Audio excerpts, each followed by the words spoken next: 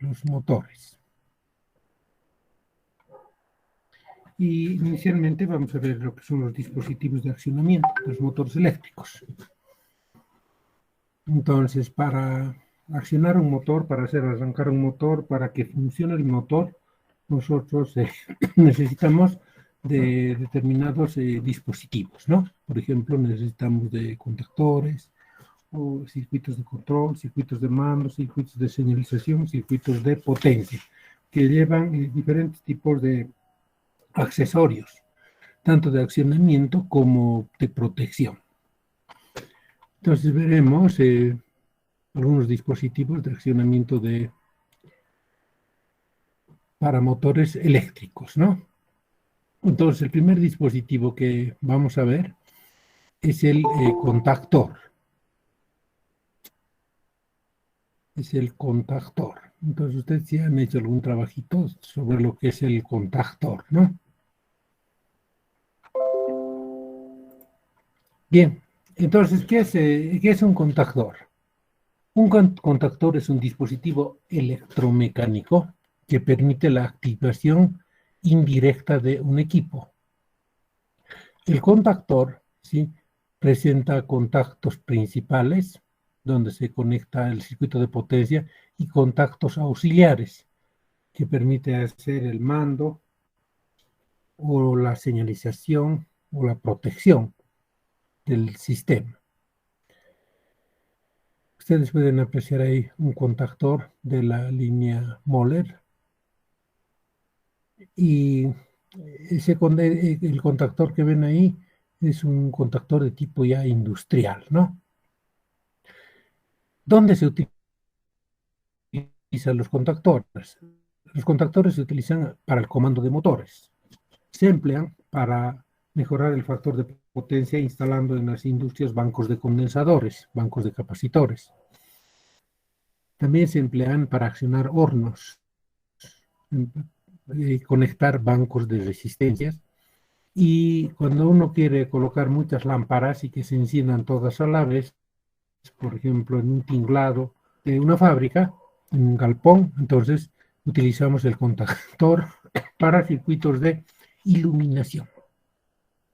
Entonces, el contactor es un equipo o un dispositivo ampliamente utilizado y no ha sido desplazado totalmente con la electrónica. Seguimos empleando nosotros contactores en la parte industrial, ¿no? ¿Por qué usarlo? ¿Por qué se utiliza un contactor? Porque está diseñado para soportar un número elevado de operaciones, ¿sí? Y además nos permite conectar y desconectar cargas de alta potencia. Uno tiene un circuito de mando en 24 voltios y puede accionar el circuito principal en 380 voltios, ¿no? La bobina puede ser en corriente continua o puede ser en corriente alterna. De todas maneras, con bajo voltaje nosotros podemos accionar cargas de elevado voltaje. ¿Y cómo nosotros seleccionamos un contactor? ¿Ve? Para comprar un contactor, ¿sí?, uno tiene que tener la tensión de la red.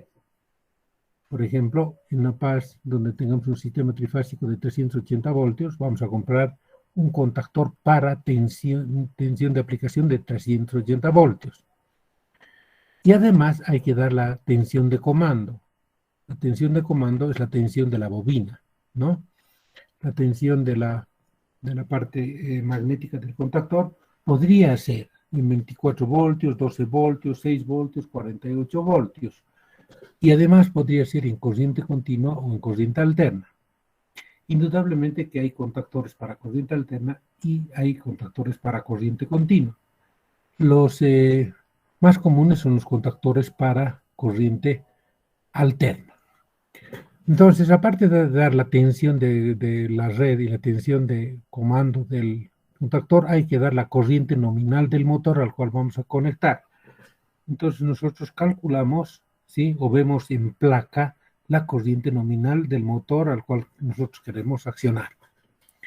Además, debemos dar el tiempo de arranque de un motor. Tenemos que dar o sea, en cuánto tiempo el motor va a partir, ¿no? Tenemos que dar el tipo de arranque Puede ser un arranque directo, estrella triángulo, por resistencias, puede ser un arranque por algún sistema electrónico. Y tenemos que dar la categoría de empleo. Esto se refiere a que no todos los contactores son diseñados, ¿sí?, para atender todas las cargas. Si no, hay contactores que pueden atender cargas resistivas, por ejemplo, para cocinas, para bancos de resistencias. Hay contactores que se utilizan para el accionamiento de motores. Hay contactores que se emplean para el arranque de condensadores, para mejorar el factor de potencia. Entonces, existen diferentes tipos de categorías de empleo y diferentes tipos de contactores, ¿no? El AC1, AC2, AC3. El AC3 es el más común para el arranque de motores jaula de ardilla.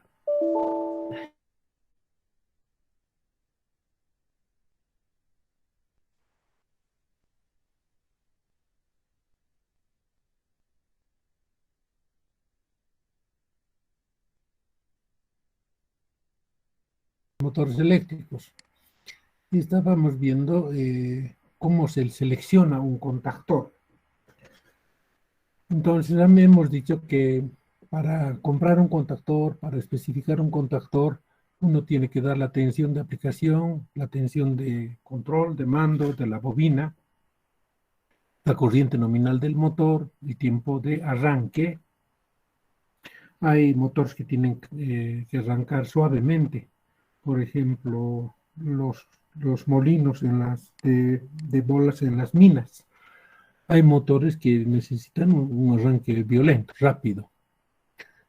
Entonces hay que dar el tiempo de arranque para un motor. Además, el tipo de arranque, ¿no? Si va a ser un arranque directo, puede ser un arranque estrella triángulo, por resistencias rotóricas. La categoría de empleo, ¿para qué vamos a usar nosotros el contactor?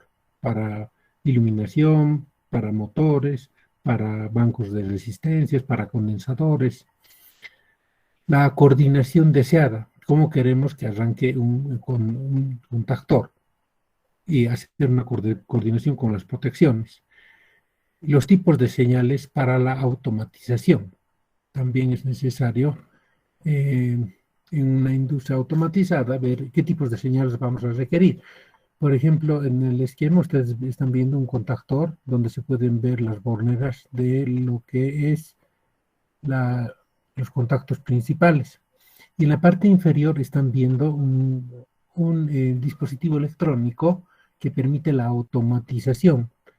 Básicamente es un CT que toma señales de corriente. Señales de corriente puede llevar uno a un sistema de control, ¿no?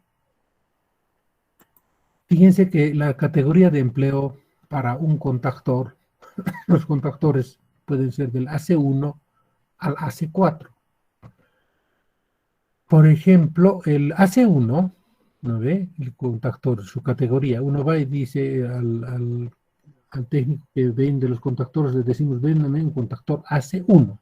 Entonces quiere decir que su corriente de conexión es una vez es la nominal, la corriente de desconexión una vez es la corriente nominal.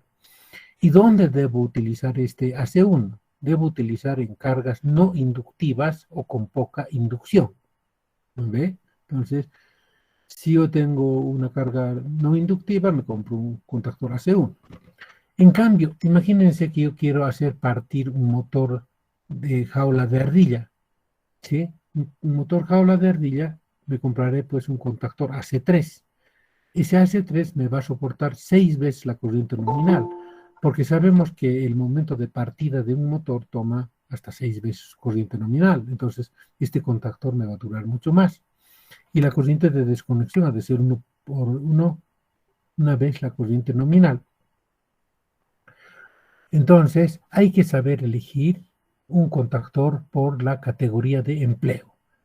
Si van a tener cargas capacitivas, entonces hay que elegir un contactor adecuado que soporte la corriente capacitiva.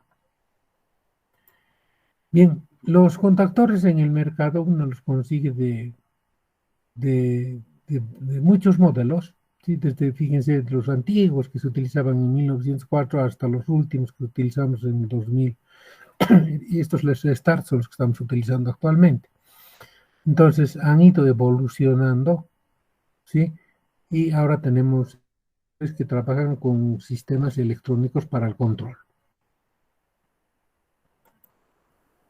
Aquí tenemos, por ejemplo, los beneficios de los últimos contactores, ¿no? Entonces es posible poner más contactos lado a lado, tienen menos calentamiento, se resume el consumo en contactores de corriente directa, reduce la ventilación forzada. Entonces se ha ido trabajando mucho en el desarrollo de los contactores, ¿no? Además, los contactores presentan una señalización. Cuando tenemos un sobrevoltaje, se prende una luz verde. Cuando tenemos un bajo voltaje, puede prenderse una luz roja, ¿no? Podemos trabajar con corriente continua, en 24 voltios de corriente continua, ¿sí? Y además permite conexión directa a una salida de un PLC, sin interfase de un relé. Entonces, fíjense, antes se utilizaba un relé, ahora ya no. Del PLC directo puede ir al contactor. Ahora, en este tipo de contactores, fíjense que tiene terminales dobles. Puede colocar uno doble cable, ¿no? Y van de 7 a 400 amperes, o sea, manejan elevadísimas corrientes, ¿no? Además, hay terminales de bobina en el frente. Uno aquí tiene sus propios terminales de lo que son la bobina, que puede ser en 24 voltios, 12 voltios, etc. Tienen un tamaño reducido. Fíjense, antes un contactor era bastante ancho, ahora son más delgaditos los contactores y de menor calidad, de mejor calidad. Y además, los contactores que podemos encontrar en el mercado para corriente alterna y por corriente directa van a tener el mismo tamaño. O sea, pueden entrar en un tablero, ¿sí? Y podemos utilizar regletas DIN y un espacio adecuado, ¿no? Bien, entonces el contactor es un dispositivo que se utiliza para el arranque de los motores. Bien, los motores, cualquier motor eléctrico de corriente alterna, ¿sí? Puede ser accionado mediante un arranque electromecánico. Por ejemplo, tenemos el arranque directo. El arranque directo se realiza para motores hasta 5 HPs, según la norma NB777, o sea, en motores pequeños. Se utiliza el arranque directo en motores pequeños porque la corriente de arranque que toma el motor es elevada. Es 6 veces la corriente nominal, 7 veces la corriente nominal. Entonces, podemos tener un arranque directo. Pero también tenemos un arranque estrella triángulo.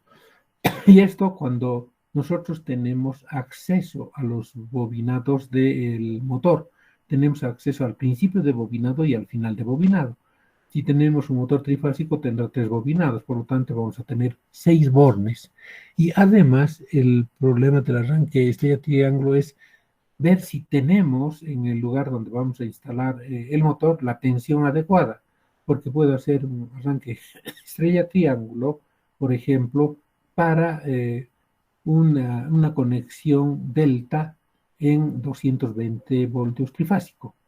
Así puedo hacer. En cambio, si tuviera 380 voltios trifásico, 220, 380 fuera mi red, no voy a poder hacer una conexión para un arranque estrella triángulo. Esos son a veces los errores que cometen los técnicos, los ingenieros, cuando van a un lugar lejano, digamos a una mina, no se informan bien de cómo es la tensión de la red. Entonces, por ahí es una tensión 220, 380 y pues mandan y compran un arrancador estrella triángulo y no sirve para nada. Entonces, hay que tener mucho cuidado en lo que es la tensión que uno tiene en la red, ¿no? Además, existen arranques de tipo electrónico y estos son los que más se están empleando en el último tiempo.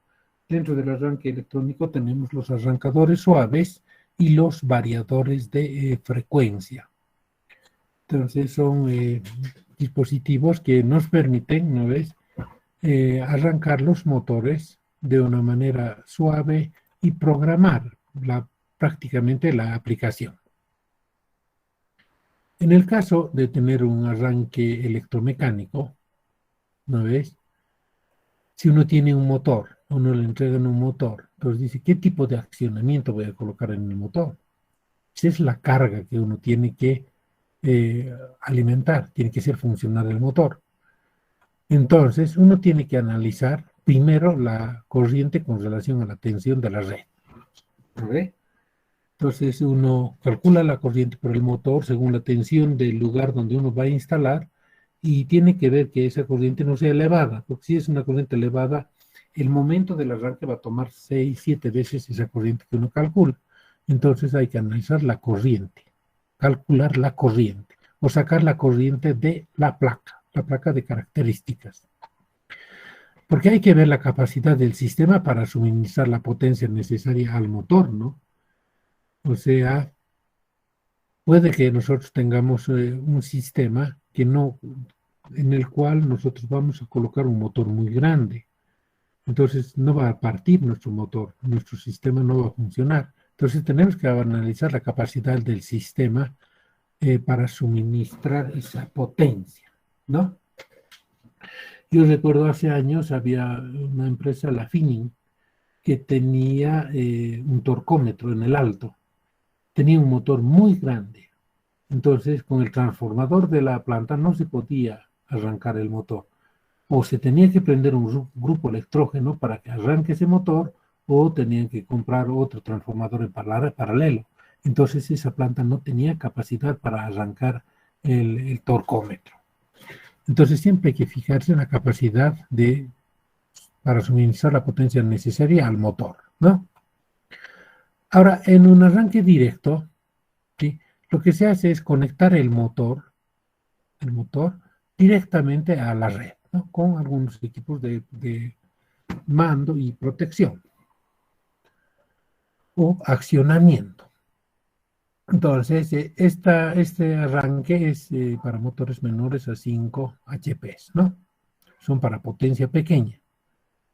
Porque en el momento del arranque, el motor toma una corriente muy elevada. 7 veces la corriente nominal, entonces eso puede chuparse la corriente y eso puede hacer funcionar mal los equipos electrónicos. Por ejemplo, los tubos fluorescentes, cuando baja la corriente, comienzan a parpadear. El efecto estroboscópico o directamente no funciona.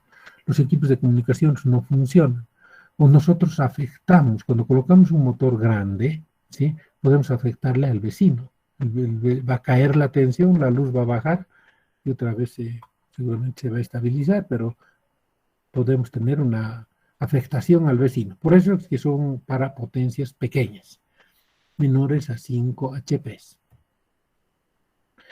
¿Cuáles son las ventajas de un arranque directo? El arranque directo, el equipo es muy sencillo, ¿sí? Se tiene un elevado par de arranque, claro, la plena tensión está entrando al motor, es un arranque rápido y tiene un bajo costo. Entonces un arranque directo en motores pequeños es sencillo realizar, ¿no? Con un bajo costo. Pero ¿cuáles son las desventajas de un arranque directo? La potencia del motor pequeña con respecto a la de la red para limitar las perturbaciones. O sea, la potencia de nuestro motor tiene que ser bastante pequeña para no afectar a la red. Además, se da un arranque brusco. Como tenemos un elevado par en el momento de arranque, tenemos un arranque brusco que daña las piezas internas y dañan los engranajes de los motorreductores. Entonces, ese es uno de los grandes problemas del arranque directo. Por eso nosotros cambiamos engranajes a los motores, ¿no? Fíjense la curva corriente, ¿sí? Corriente versus la corriente nominal, torque versus, o la velocidad versus la velocidad nominal en revoluciones por minuto. Velocidad en revoluciones por minuto. Velocidad nominal en revoluciones por minuto es un factor adimensional, ¿no? Este también es adimensional. Entonces, cuando parte un motor, el momento de la partida, fíjense, cuando la velocidad es 0, ¿no ve? Va a tomar una corriente que va a ser 6 veces la corriente nominal. La corriente I del motor va a ser 6 veces IE. Entonces, por ejemplo, si tenemos un motor de 10 amperes, el momento de arranque hay que multiplicar esos 10 amperes por 6, o sea, toma 60 amperios.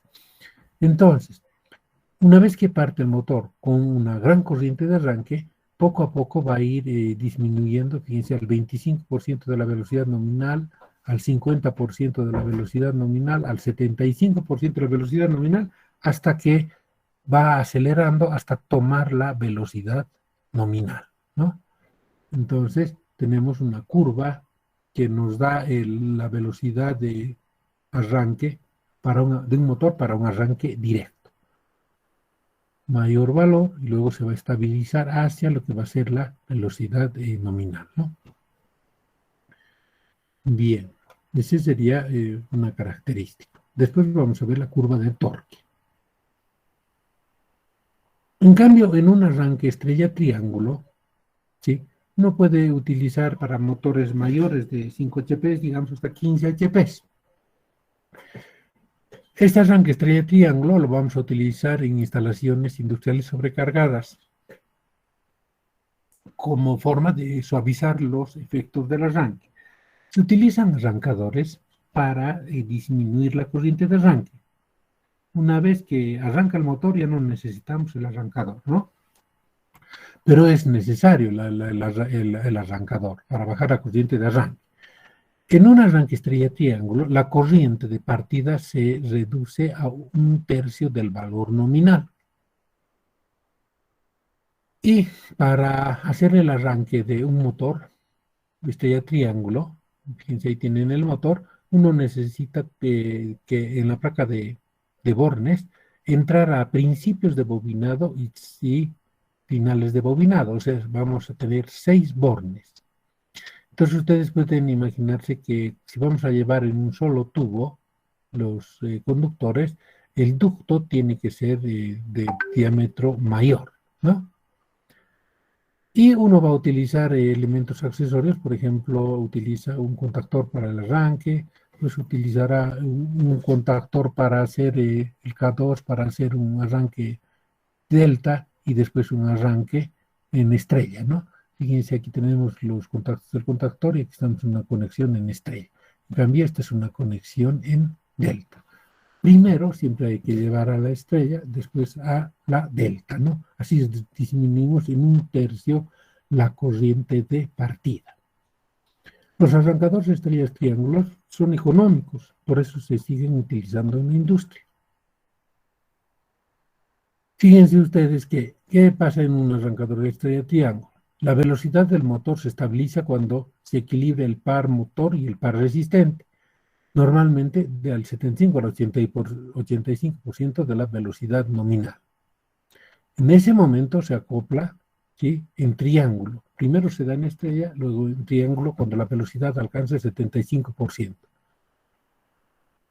Se puede hacer un arranque manual con un arrancador estrella triángulo manual o podemos utilizar un temporizador y utilizar contactores. En todo caso, fíjense que si utilizamos un temporizador, este se va a encargar de controlar la transición de la estrella a la conexión triángulo.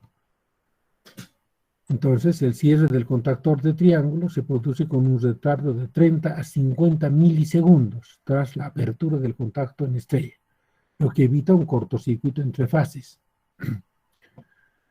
Entonces, podemos armar un circuito de control mediante temporizador, de tal manera que hacemos un arranque automático.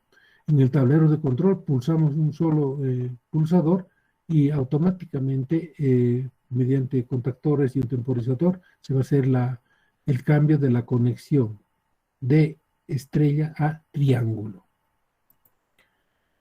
¿Y qué es lo que pasa en un arranque estrella-triángulo? Fíjense, en un arrancador a pleno voltaje, en un arranque a pleno voltaje, la corriente toma 6 veces la corriente nominal. Luego se va a estabilizar la velocidad hasta la velocidad nominal. En cambio, en un arrancador estrella-triángulo, fíjense que la partida ya no se realiza a 6 veces la corriente nominal, sino 2 veces o 3 veces la corriente nominal. Entonces, cuando conectamos en estrella, ¿sí? La corriente se duplica. Luego va aumentando, disminuyendo la corriente, aumentando la velocidad al 25%, 50%, 75% de la velocidad nominal. Y ahí se hace el cambio a delta. Entonces sufre hay una corriente que va a subir, ¿sí? Pero no sube hasta 6 veces la nominal. Entonces sube, digamos, hasta casi 4 veces la nominal. Entonces se produce un cambio brusco. Este cambio brusco es cuando se da la conexión de estrella a triángulo. Entonces aquí el motor está al 75% enganchado en triángulo y después se va a estabilizar a lo que va a ser la velocidad nominal, ¿no? Entonces sufre un cambio de corriente y este cambio de corriente es el que daña los engranajes de los motores, ¿no? ¿Y qué es lo que pasa con el torque? En un arranque normal, ¿no ve? Un arranque a pleno voltaje, el torque va a ser más o menos 1,5 veces el torque nominal. Entonces, arranca el motor con ese torque, ¿sí? Se entra a una zona de inestabilidad y luego va a ir hasta tomar el torque nominal. Ese es un arranque a plena tensión. ¿Qué pasa en un arranque estrella triángulo? Bajamos el torque. Si hemos bajado la corriente, pues obviamente va a bajar el torque. Estamos sacrificando el torque, ¿no ve? Entonces, parte, digamos, de casi la mitad de 1, o sea, al 50% del torque, ¿sí? Y cuando nosotros hacemos la transición de estrella a triángulo, o sea, cuando la corriente cambia, el torque sube bruscamente. El torque sube bruscamente hasta que luego se estabiliza a lo que es el torque nominal. Entonces, cuando nosotros hacemos la selección de un motor para una determinada carga, siempre debemos trabajar con las dos curvas. Una, que es la corriente de arranque versus la velocidad, ¿no? Y el torque versus la velocidad. Entonces, toda carga que nosotros conectemos, ¿sí? Tiene que tener un torque menor que el torque de arranque, porque si no, el motor no va a funcionar, no va a accionar. Entonces, es muy importante este tipo de cargas, ¿no? Por ejemplo, si uno va a colocar un motor para una bomba, lo primero que tiene que hacer es decirle a la persona que le va a vender la bomba, dame, por favor, la curva del torque de la bomba. Entonces, le van a dar la curva del torque de la bomba y ustedes van a colocar por debajo de la curva del torque del motor. Entonces, no van a tener problemas en la partida. No es como muchas veces la gente en las industrias, ¿no? Cuando se arruina un motor, digamos que sea de 5 HP y tiene uno de reserva de 100, un motor de reserva de 10 HP, entonces se arruina el de 5 y el técnico inmediatamente le dice, no, no, ponle nomás el de 10. Entonces le cambian el de 10, pero ese motor no está trabajando en condiciones nominales.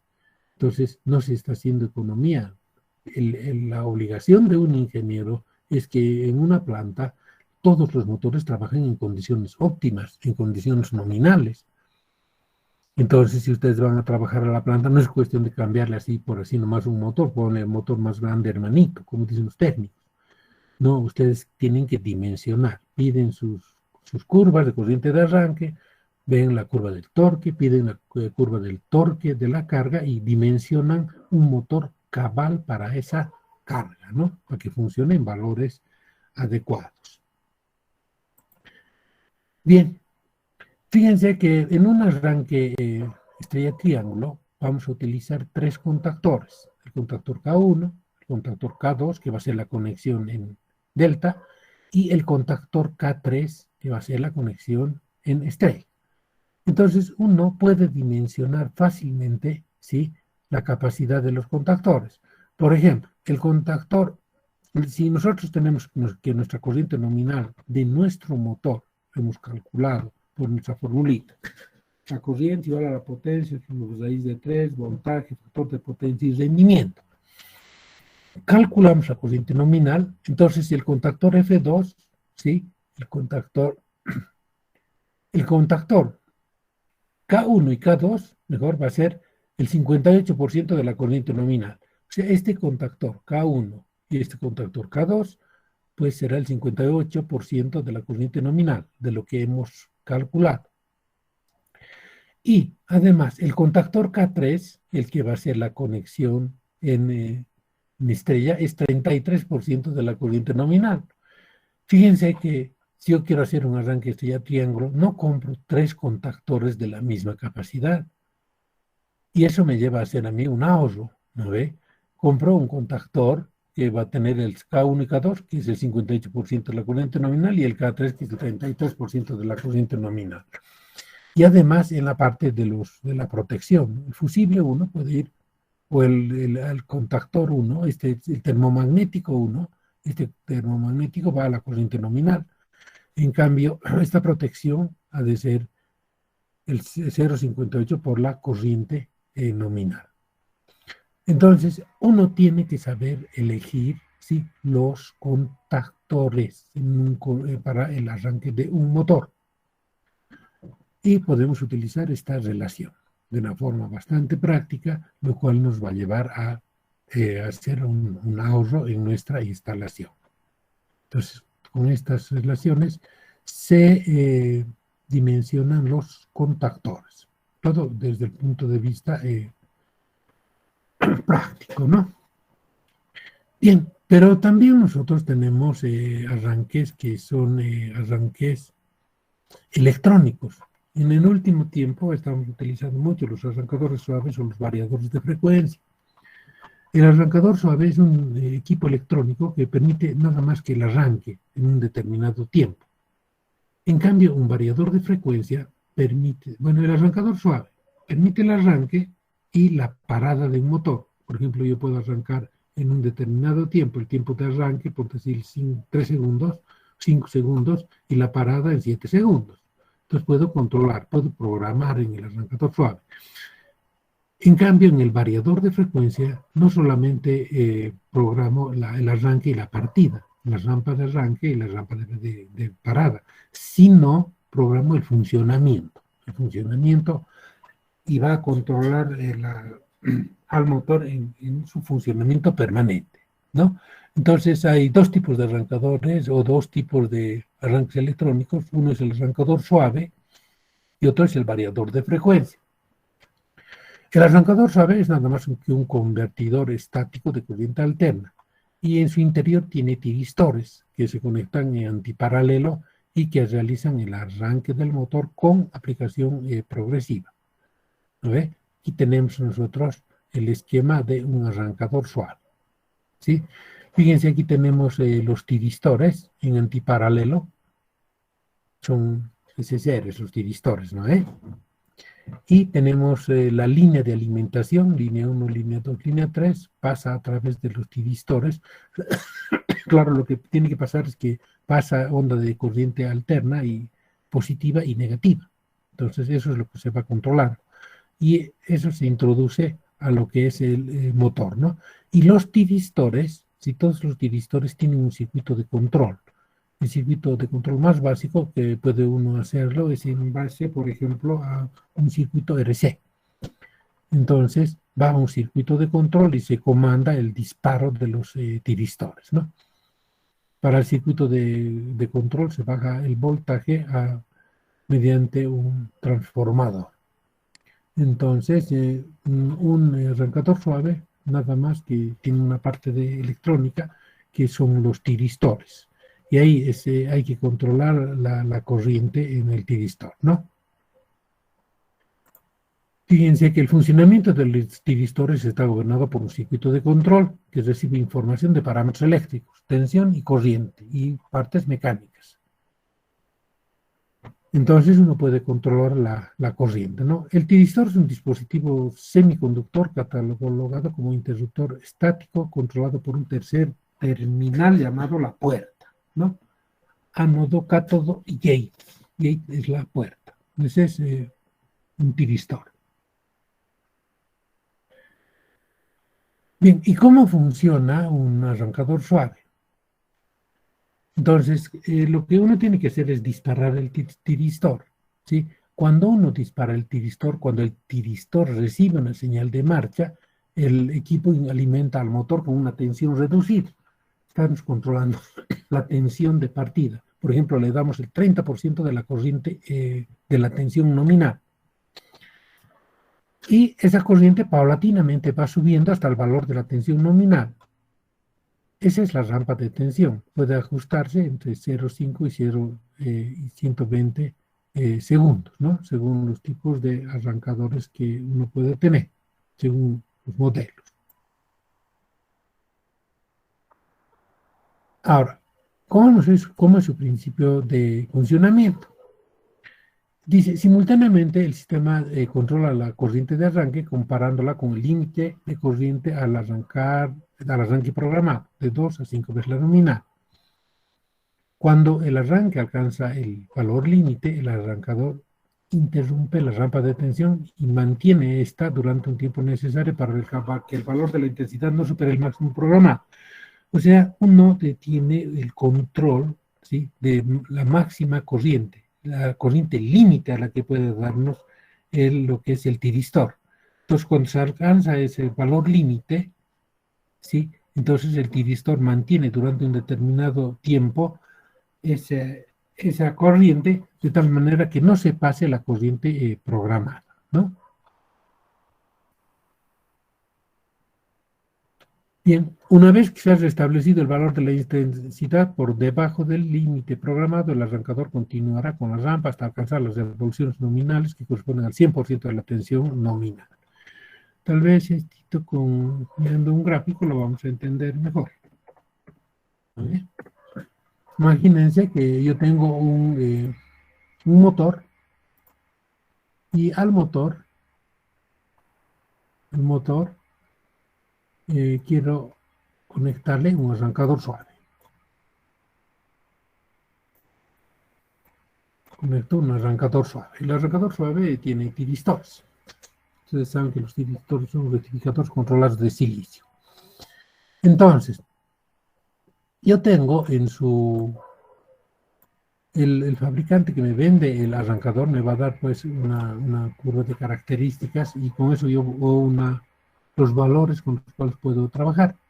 En el caso de un arrancador suave, ¿sí?, podemos ver una gráfica de voltaje versus tiempo. En el tiempo t igual a 0 vamos a enganchar los tiristores.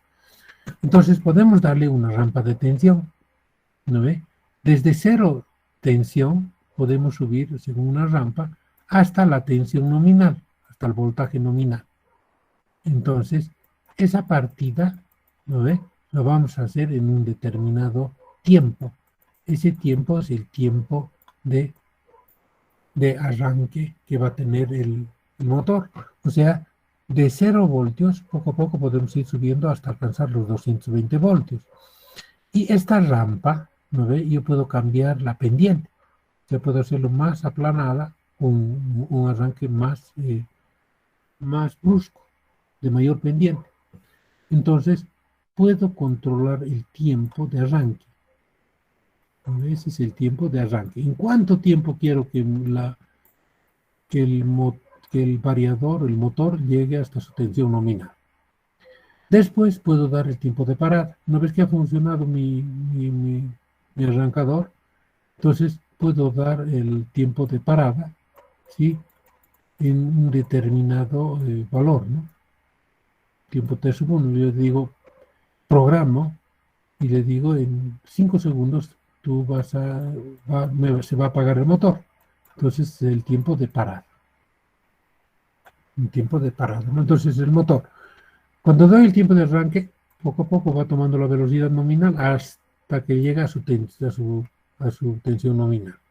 Después aprieto el botón de parada y el motor suavemente en el tiempo que yo le dé que pare, ahí va a ir parando, ¿no? Tenemos el arrancador suave, va a controlar el tiempo de arranque y el tiempo de parada, mas no va a controlar el funcionamiento.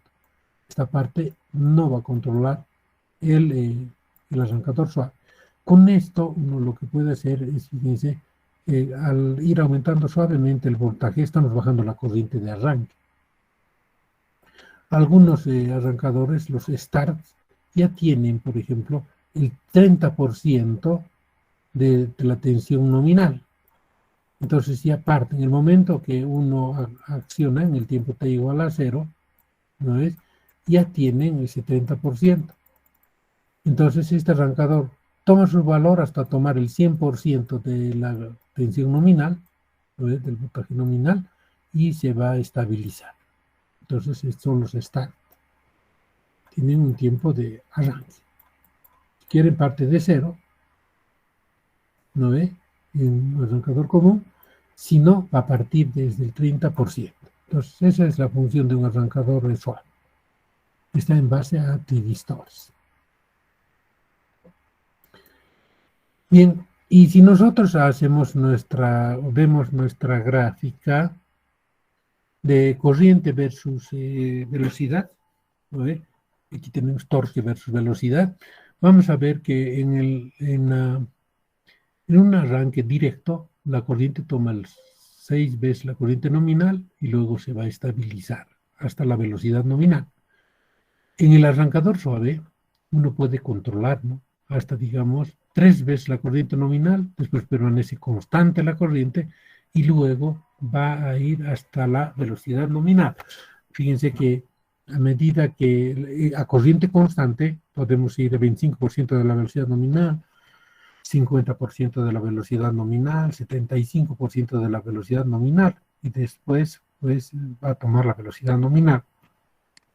¿Y qué es lo que pasa con el torque? ¿No ves? En un torque para un arranque a plena tensión, ¿no ves? El motor parte a 1.5 veces del torque nominal, entra en una zona que no es estable, luego toma el torque máximo y luego se va a estabilizar hasta llegar al torque nominal.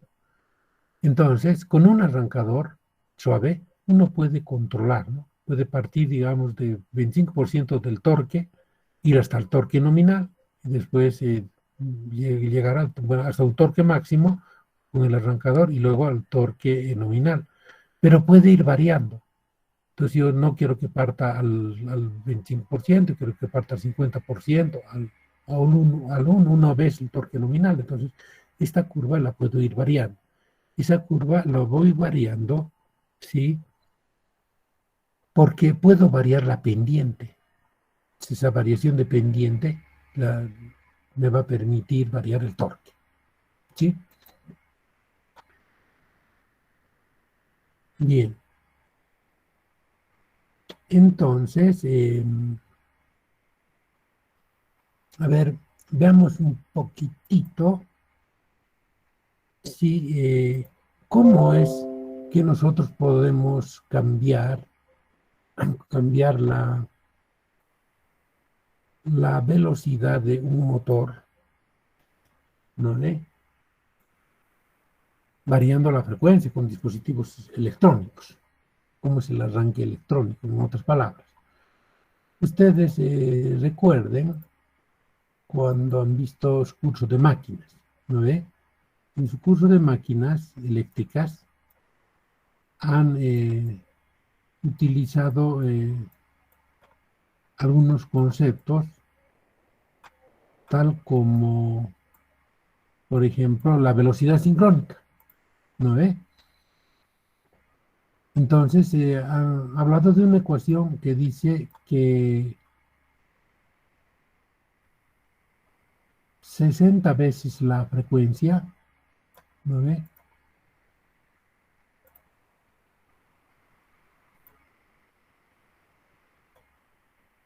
60 veces la frecuencia, 60 veces la frecuencia es igual a número de pares de polos por la velocidad del motor en revoluciones por minuto, ¿no ve? Esto como leemos, 60 grados fríos hacen en el polo norte. Nos relaciona el número de polos con la frecuencia, ¿no ve? Entonces,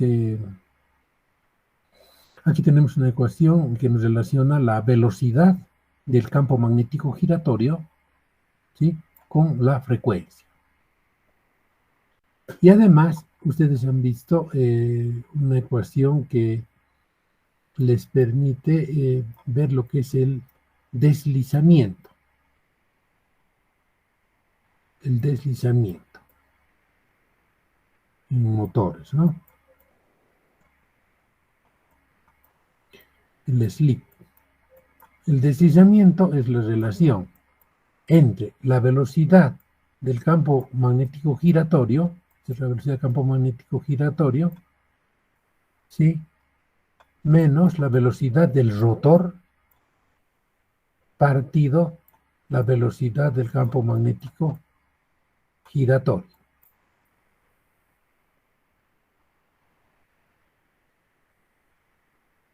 Entonces, por favor, en su cuaderno ustedes despejen de la ecuación 1, ¿sí?, la velocidad de campo magnético giratorio y reemplacen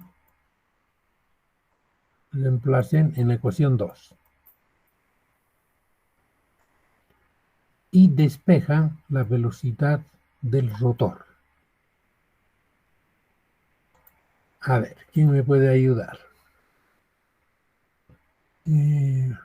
Callejas Juan, ¿me estás escuchando?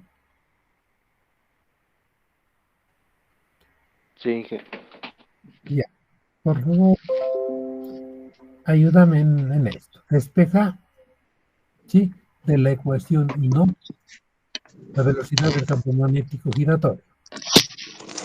Y reemplaza en la ecuación 2 y despejas la velocidad del rotor.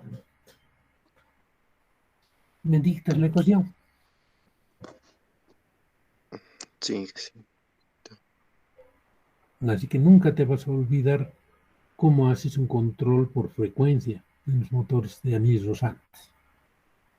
Esa es la ecuación básica.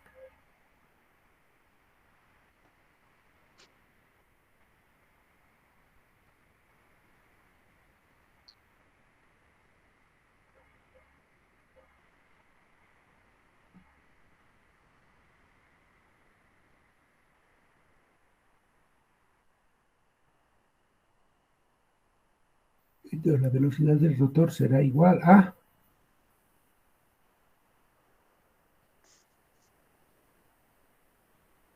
la frecuencia partido par de polos. A ver, díctame la ecuación. Sí, la frecuencia dividido entre el par de polos Exacto. Número de pares de polos por por 1 paréntesis. menos S. Sí, Un, paréntesis 1 menos uno 1 menos menos el S. deslizamiento. Sí, ¿No es? el sí, sí, Ya, perfecto. Ahora fíjense aquí, chicos, esto es la parte importante. Cuando uno tiene un motor, ¿no ve? Un motor eléctrico, y el motor va a girar, su rotor va a girar con una velocidad del rotor. Entonces, nosotros podemos conectar desde su placa de bornes a un dispositivo electrónico, un convertidor de frecuencia, ¿no ves? Y este convertidor de frecuencia la vamos a conectar a la red, al enchufe trifásico. Entonces, aquí, cambiando la frecuencia de la red de alimentación en La Paz tiene una frecuencia de 50 ciclos, ¿no ve? 50 hercios. Nuestra frecuencia en La Paz es 50 hercios. 50 ondas salen en un segundo de un enchufe. Esa es nuestra frecuencia. Entonces, si nosotros cambiamos la frecuencia, fíjense, si cambiamos la frecuencia,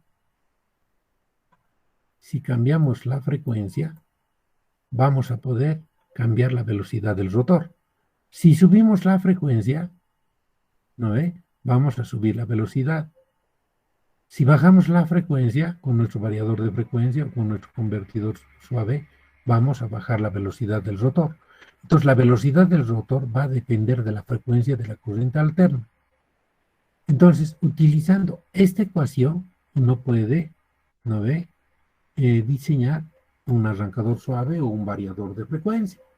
de tal manera que puede hacer partir, por ejemplo, un motor del 5% de la velocidad dando frecuencia, ¿no ve? 5% de la velocidad nominal, hasta el 100% de la velocidad nominal o tal vez un poquito más, pero eso va a depender mucho de lo que es el deslizamiento. Los pares de polos, los polos no los vamos a tocar, no vamos a rebobinar nuestro motor, vamos a colocar un arrancador electrónico que permite variar la frecuencia, ¿no? Entonces, ese es el principio básico de un control electrónico. Ahora, ¿cómo trabajaría? Seguramente, fíjense que la onda de corriente alterna de La Paz, ¿no ve? Si conectamos a una industria, es una onda de corriente alterna que tiene una frecuencia de 50 ciclos. Asumimos que es sinusoidal, ¿no ve? O la corriente en el tiempo o el voltaje en el tiempo. Podemos dibujar la onda de voltaje o la onda de corriente. Entonces, en un arrancador suave lo que nosotros hacemos es, vamos rectificando, ¿no ve? Vamos, porque el SSR es un rectificador. Deja pasar, digamos, la onda positiva.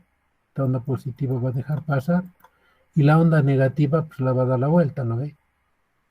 Porque por eso está trabajando dos tiristores en contrafase. Entonces nosotros podemos hacer recortes de esta onda. Esto está haciendo los tiristores. Entonces aquí nosotros hacemos recortes de la onda, ¿no?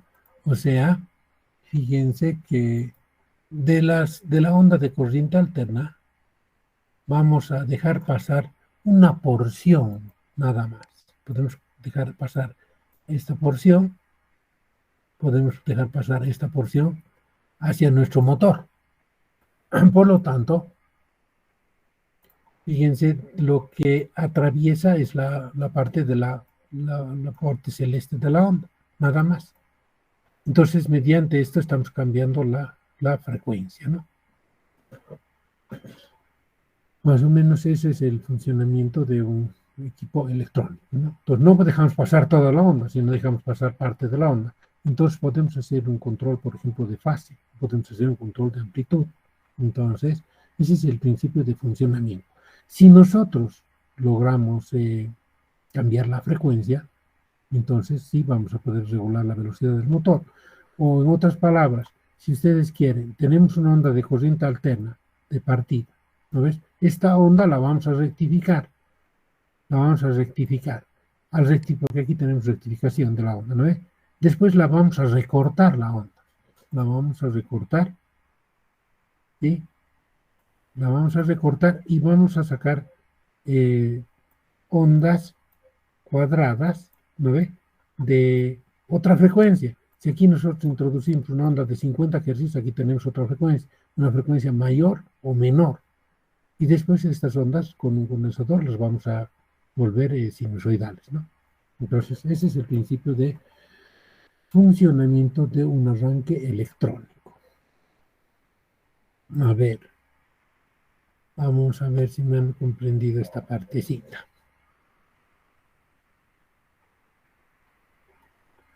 A ver. Freddy Marca, ¿estás en línea?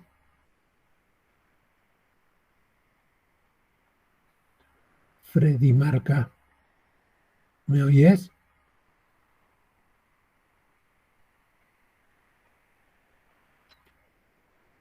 Don Robert se fue. Bien, a ver. Guido Laime, ¿me escuchas? Sí, que le escucho. Ahora dime una cosa, Guido. ¿Cómo es el principio, en qué se basa el principio de funcionamiento para regular la velocidad de un motor mediante un arrancador electrónico? ¿En qué se basa más o menos? A ver, ¿Qué es lo que tiene un arrancador electrónico? ¿Qué dispositivo electrónico tiene?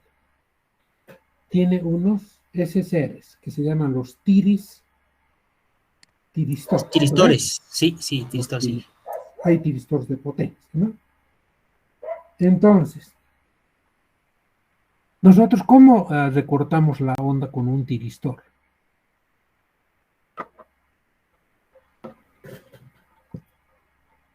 O sea, si tenemos una onda de corriente alterna, ¿no ves? El tiristor es un rectificador.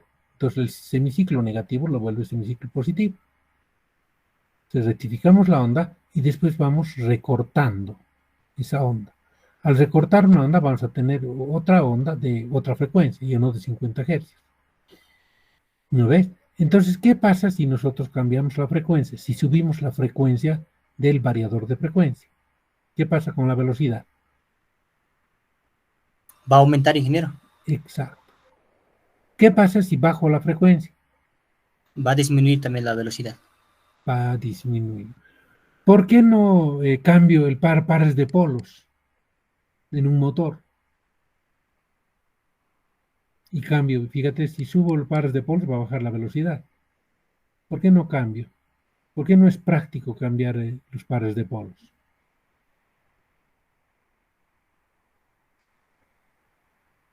Porque para cambiar la velocidad no tienes que rebobinar un motor, ¿no ve? Te resulta muy carísimo. Sí, que está en lo correcto, Inge. ¿No ves? Sí. Entonces, por eso no se toca pares de polos. Pero la frecuencia es fácil tocarla. Nada más con una perilla cambias la frecuencia aquí, o lo programas. Ahora, ¿han visto ustedes el curso de máquinas, no ve, chicos? ¿O Sí, todavía Inge. no han visto? ¿Han visto? Sí, Inge. Ya. A ver, veamos. ¿Qué quiere decir que el deslizamiento o slip sea nulo? ¿Cuándo el deslizamiento es nulo? ¿Cuándo ese es cero?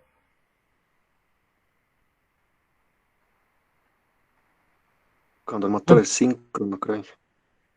No puede. A ver. ¿Qué tendría que pasar en la ecuación, en esta ecuación, para que se anule, para que sea cero ese? Cuando las velocidades son iguales, Inge. Exactamente, ¿no ves? Cuando la velocidad del rotor tiende a alcanzar la velocidad del campo magnético giratorio, ¿no ve? O sea, el rotor en nuestro motor, esta velocidad del rotor comienza a alcanzar la velocidad del campo giratorio, el motor comienza a girar, pero terriblemente, ¿no ve? Entonces el deslizamiento ha de ser cero. Quiere decir que el motor se ha embalado. Y eso tienen que tener mucho cuidado. Cuando los motores son grandes, ¿sí? Y tenemos embalamiento, o sea, cuando el deslizamiento es cero, comienza a vibrar el motor, comienza a acelerar, acelerar, acelerar, comienza a acelerar el piso, comienza a vibrar y es terrible. Uno el ruido y otro la vibración. Y la gente se asusta. ¿No ve? Alguna vez, por ejemplo, me comentaba un ingeniero que tuvo problemas de embalamiento en una de las plantas que hacen azúcar en Santa Cruz. Entonces comenzó a girar el motor, comenzó a vibrar toda la sala y la gente escapó porque es bastante peligroso. Más bien el ingeniero tuvo acceso a poder cortar la energía. Entonces ha evitado un accidente, ¿no? Entonces, cuando el deslizamiento es cero, la velocidad tiende del rotor tiende a igualar a la del campo magnético giratorio. Y cuando el deslizamiento llega a ser 1, cuando el deslizamiento es 1, el slip, cuando es 100%. ¿Qué quiere decir que el motor tiene un slip de 100%? ¿Cuándo de ser 1? Cuando la velocidad del rotor sería cero, Inge. Exactamente. Y si la velocidad del rotor es 0, ¿qué quiere decir? Que el motor está parado, ¿no ve? No gira. Entonces, en un motor parado, su deslizamiento es 100%. En un motor embalado, su deslizamiento es 0. ¿No ve, chicos? Normalmente, el deslizamiento de un motor es del orden de 4 al 5 O sea, vale 0.04 o vale 0.05. Ese es un valor característico de un motor. Entonces, en resumen, chicos, ustedes, ¿sí? Ya saben cómo controlar la velocidad de un motor utilizando un variador de frecuencia, un arrancador suave tal vez, y saben que si se cambia la frecuencia, cambian la velocidad del rotor, ¿no?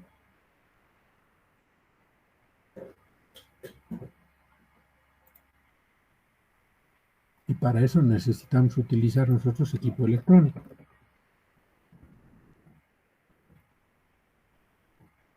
Por ejemplo, el funcionamiento de un tiristor, ¿no?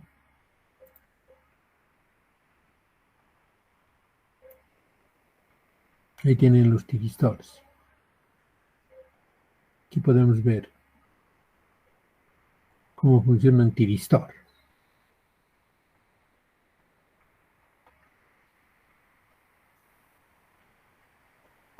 ¿Qué tal amigos? Bienvenidos a un nuevo video. En esta ocasión vamos a hablar del SCR rectificador controlado de silicio o tiristor y su comportamiento en corriente alterna. Este es el símbolo del tiristor: ánodo, cátodo y compuerta. Su funcionamiento es muy simple. El cátodo se conecta a negativo.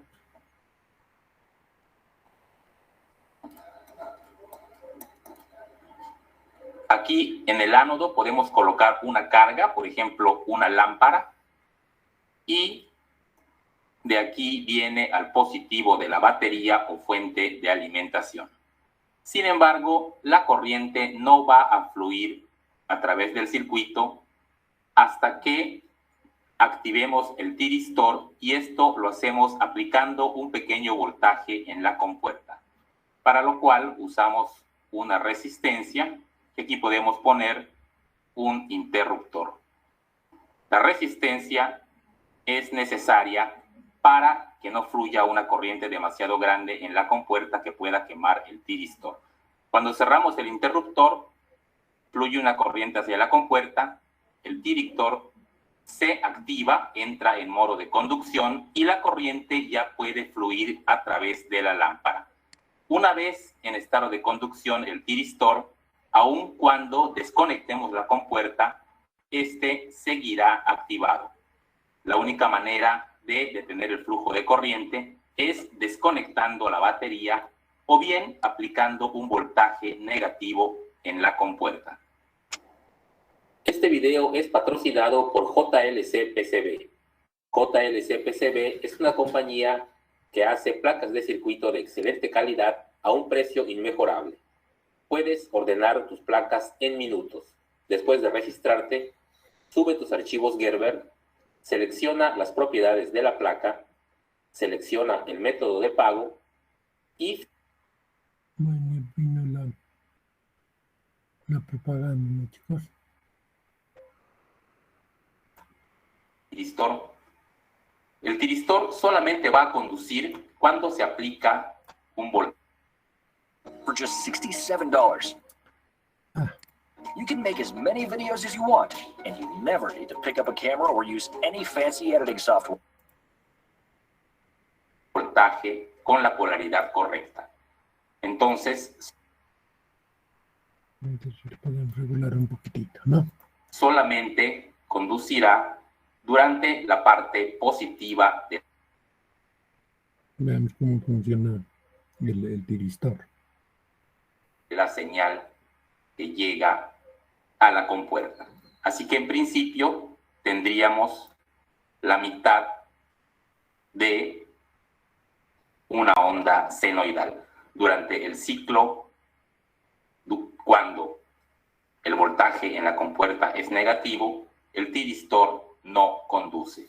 Sin embargo, no es tan simple, ya que la compuerta necesita un voltaje mínimo para activar el tiristor. Vamos a suponer que ese voltaje esté a este nivel. Entonces, durante esta porción del ciclo de corriente alterna, el tiristor no conduce. Únicamente cuando el voltaje ya llegó aquí y es mayor, entonces el tiristor va a conducir. Así que la forma de onda va a ser 0 hasta este punto y después sube. Esta es la forma de onda que vamos a observar en el tiristor. Ahora bien, si nosotros movemos el potenciómetro y aumentamos la resistencia, entonces esta señal disminuye su amplitud y vamos a tener una forma de onda así. Fíjense que ahora, para alcanzar el voltaje mínimo, hay que recorrer una mayor distancia.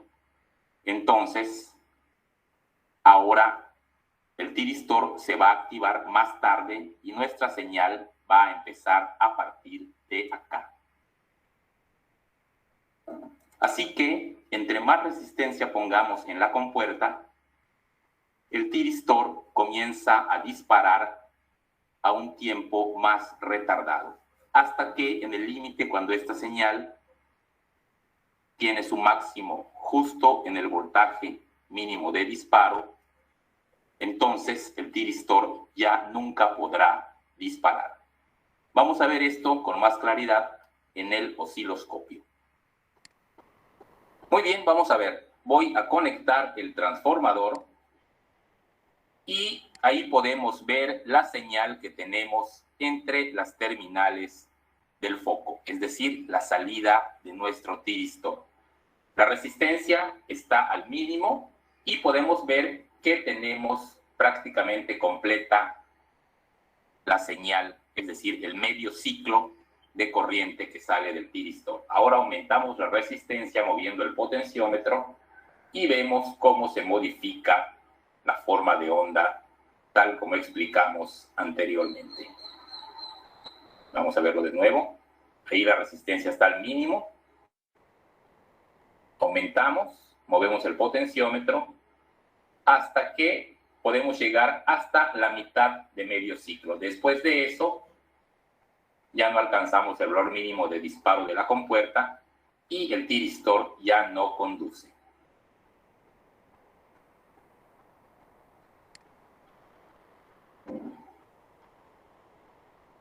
Y obviamente la potencia disminuye. Eso lo podemos ver en la intensidad de iluminación del foco. Muy bien, amigos, pues ahí tienen el comportamiento de los tiristores bajo corriente alterna. Bien, entonces ustedes pueden ver de que en el caso de los variadores de frecuencia o, perdón, del arrancador suave, se utiliza tiristores en antiparalelo. Se usa dos para controlar el semiciclo positivo y el semiciclo negativo, ¿no? Bien. ¿Alguna pregunta, chicos?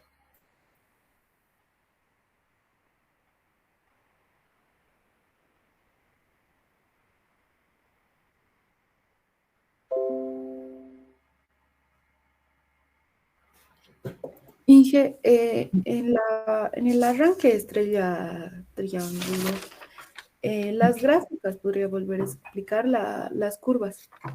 Ya.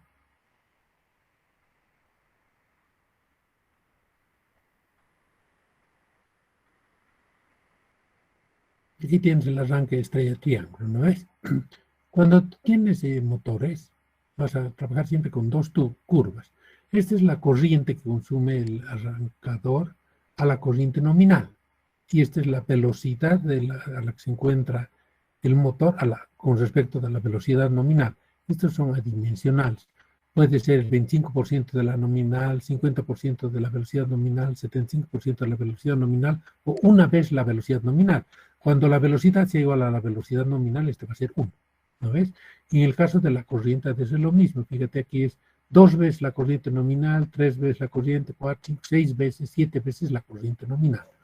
Entonces, cuando tú tienes un arranque estrella triángulo, ¿no ves?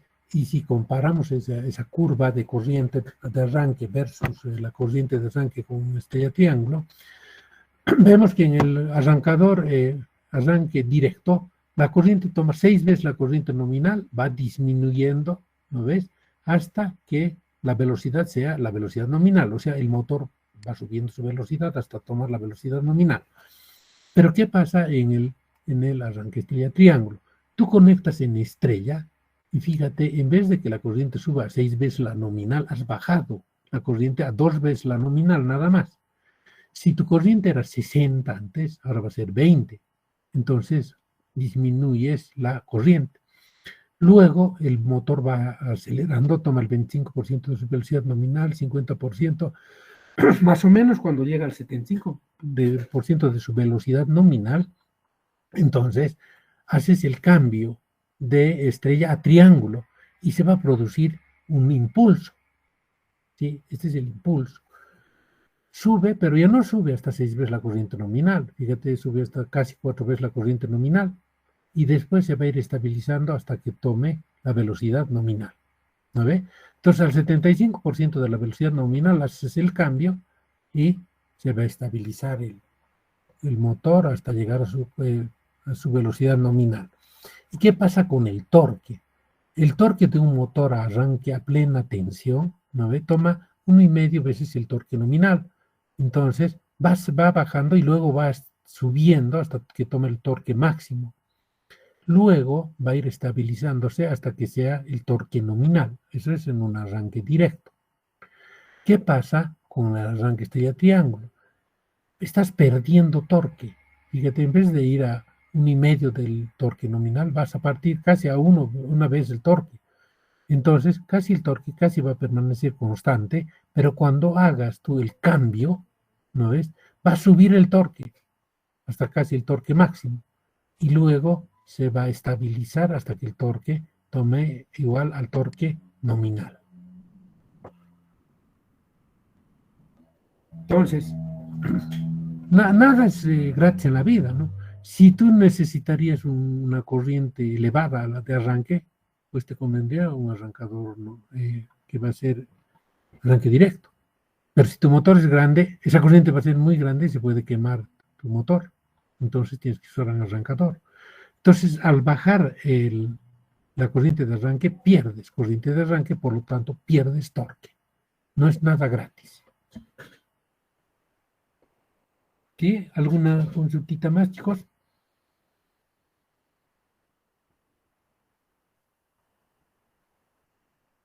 Bien. Bien, creo que no tiene ninguna preguntita más, ¿no?